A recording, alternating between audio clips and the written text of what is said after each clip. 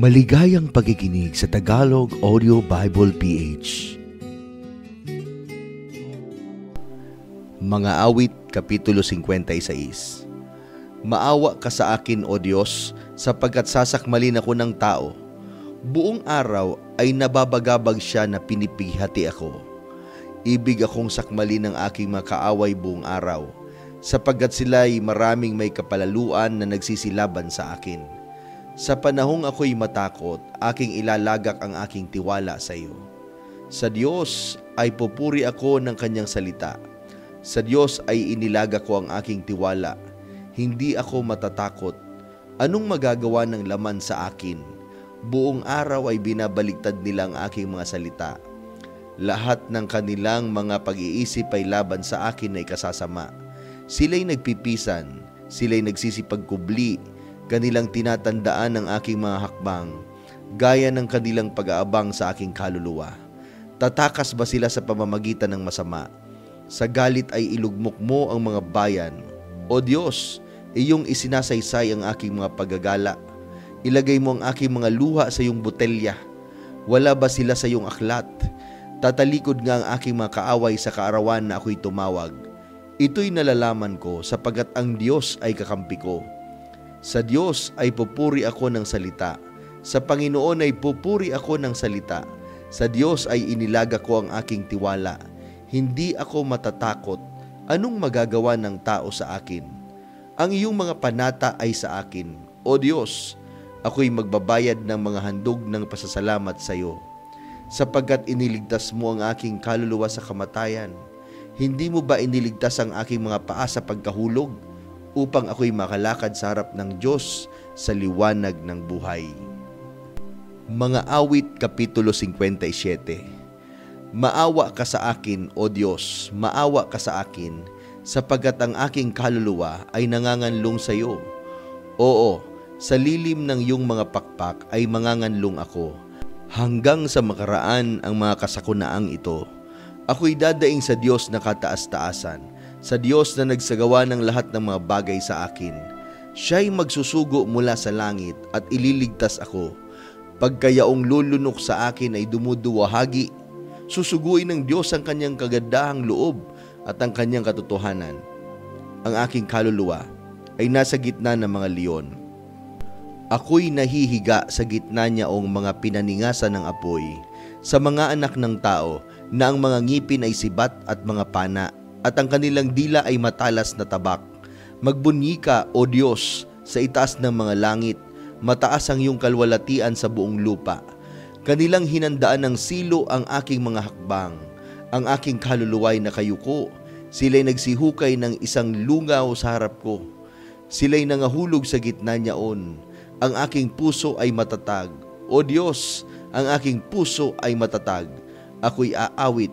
Oo, ako'y aawit ng mga pagpuri. Gumising ka, kalwalatian ko, gumising ka. Salterio at alpa, ako'y gigising ng maaga. Ako'y magpapasalamat sa iyo, O Panginoon, sa gitna ng mga bayan.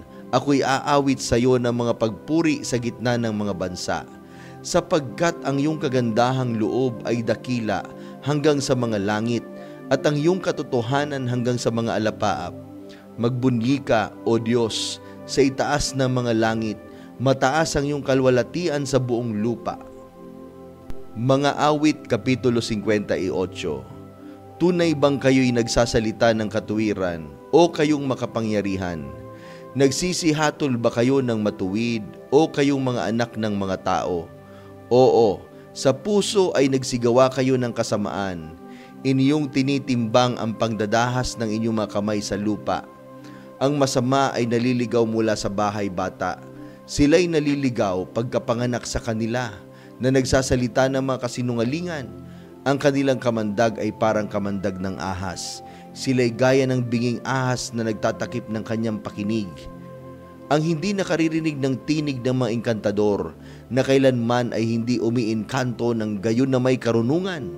Iyong bungalin ang kanilang mga ngipin, O Diyos, sa kanilang bibig. Iyong bungalin ang mga malaking ngipin ng mga batang leon, O Panginoon. Mga tunaw nawa silang parang tubig na umaagos. pagka inihihilagpos niya ang kanyang mga palaso.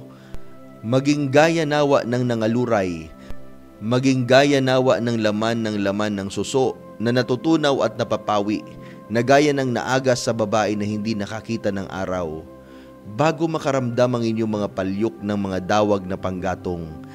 Kaniyang kukunin ang mga yaon ng ipo-ipo, ang sariwa at gayon din ang nagniningas. Magagalak ang matuwid pagka nakita niya ang higanti. Kanyang huhugasan ng kanyang mga paa sa dugo ng masama, na anupat sasabihin ng mga tao, katotohanang may kagantihan sa matuwid, katotohanang may Diyos na umahatol sa lupa. Mga Awit, Kapitulo 59. Iligtas mo ako sa aking mga kaaway, O Diyos. Ilagay mo ako sa mataas sa kanila na nagsisibangon laban sa akin. Iligtas mo ako sa mga manggagawa ng kasamaan, at iligtas mo ako sa mga mabagsik na tao, sapagkat narito, kanilang binabakayan ang aking kaluluwa. Ang mga makapangyarihan ay nagpipisan laban sa akin, hindi dahil sa aking pagsalansang o sa aking kasalanan man, O Panginoon. Sila'y nagsisitakbo at nagsisihanda na wala akong sala. Ikaw ay gumising na tulungan mo ako at masdan mo. Sa makatuwid bagay ikaw, O Panginoong Diyos ng mga hukbo, na Diyos ng Israel. Ikaw ay bumangon upang iyong dalawin ang lahat ng mga bansa. Huwag kang maawa sa kanino mang masamang mananalangsang.